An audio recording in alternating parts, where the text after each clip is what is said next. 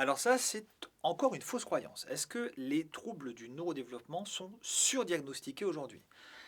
Il faut faire attention parce que c'est pas parce que l'on parle beaucoup plus d'un sujet que ce sujet est beaucoup plus présent dans la vie quotidienne. En gros, c'est pas parce qu'aujourd'hui on parle beaucoup des troubles du neurodéveloppement, pas parce qu'aujourd'hui on parle de l'autisme et qu'on a des séries qui parlent de l'autisme, que l'hyperactivité et le TDAH, on en parle de plus en plus, que nécessairement il y a plus de cas qu'avant. En fait, ce qu'il faut comprendre, c'est que globalement, non, il n'y a absolument pas plus de diagnostics de troubles du neurodéveloppement qu'avant. Au contraire, les prévalences, c'est-à-dire le pourcentage de personnes porteuses de ces troubles, n'a pas évolué significativement dans le temps. Prenons l'exemple du TDAH. Le TDAH, les prévalences n'ont pas bougé depuis 30 ans et elles sont globalement les mêmes partout dans le monde. Il n'y a pas plus de personnes porteuses de TDAH en Europe qu'en Amérique ou qu'en Asie par exemple. Mais ce qu'il faut retenir, c'est que justement aujourd'hui, on en parle plus et c'est finalement plutôt positif parce que ça permet de plus sensibiliser les personnes sur ces troubles qui font, rappelons-le, partie du champ du handicap. Et donc, on les diagnostique mieux. Et encore, malheureusement, même si l'augmentation, les diagnostics augmentent, euh, on estime qu'on est encore loin du nombre de diagnostics justes, puisqu'il y a beaucoup de personnes, et notamment des adultes malheureusement, qui ne sont pas diagnostiqués, ou qui sont diagnostiqués parfois très tardivement, avec parfois des erreurs diagnostiques, des faux diagnostics sur certaines personnes adultes, qui sont en fait porteuses de troubles du neurodéveloppement.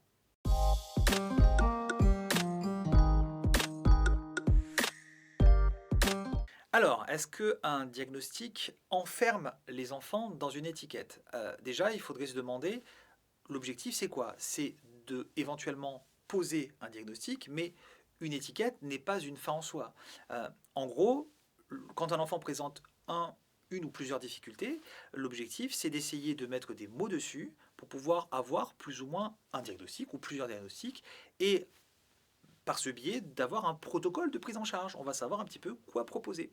Donc l'étiquette, les parents ont toujours parfois un peu peur de poser une étiquette, de stigmatiser, mais une étiquette, une stigmatisation, un trouble ne stigmatise pas.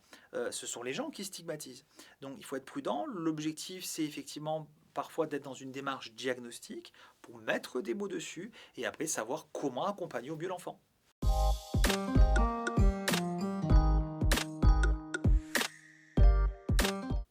Alors, si les symptômes disparaissent, déjà il faut se demander comment est-ce qu'ils peuvent disparaître. Est-ce que c'est parce que l'enfant n'avait pas de TND? Alors, ce qu'il faut retenir, c'est qu'un trouble du neurodéveloppement, on vient au monde avec et on ne guérit pas des troubles du neurodéveloppement. Il n'y a pas d'anciens autistes, il n'y a pas d'anciens TDAH, il n'y a pas d'anciens dyslexiques.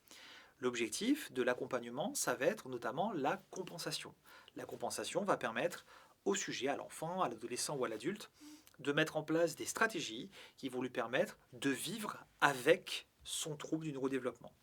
En fait, toute la question qu'on doit se poser, c'est la question du retentissement. Est-ce que je suis porteur d'un trouble du neurodéveloppement? Est-ce que ce trouble me pose problème dans ma vie? Il y a, pour certains troubles, parfois, prenons l'exemple du TDAH par exemple, des enfants ou des adolescents qui ont un diagnostic de TDAH, qui ont une prise en charge parfois médicamenteuse durant un certain nombre d'années, et au bout d'un certain temps, par le biais de stratégies de compensation par exemple, on a des personnes qui arrêtent le traitement pendant un certain nombre d'années également. Tant mieux, ça veut dire qu'il y a eu la mise en place de compensations qui sont efficaces. Mais dans certains cas, il peut arriver à l'âge adulte que ces compensations se stoppent. Et dans ce cas-là, il est tout à fait pertinent de revoir son médecin spécialisé et éventuellement, parfois, selon l'avis du médecin évidemment, de remettre en place la médication. Donc, on ne guérit pas des troubles du neurodéveloppement. Et donc, si les symptômes disparaissent, ce n'est pas nécessairement parce qu'il n'y avait pas de TND, c'est parce que parfois le trouble peut se compenser.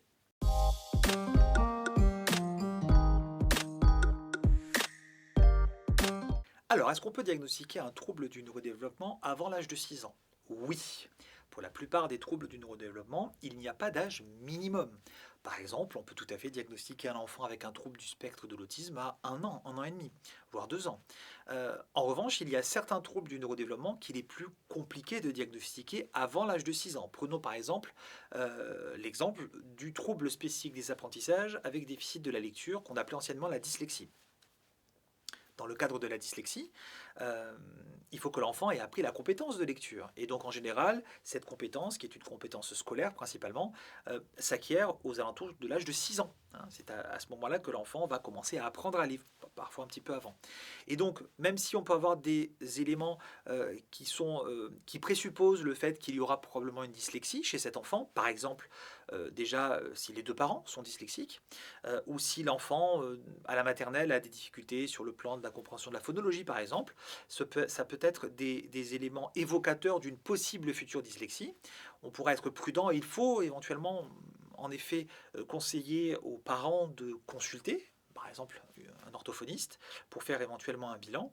Mais en règle générale, le diagnostic est posé un peu plus tard. Le plus souvent, il peut être posé à partir du milieu du CP si les troubles sont extrêmement sévères et envahissants.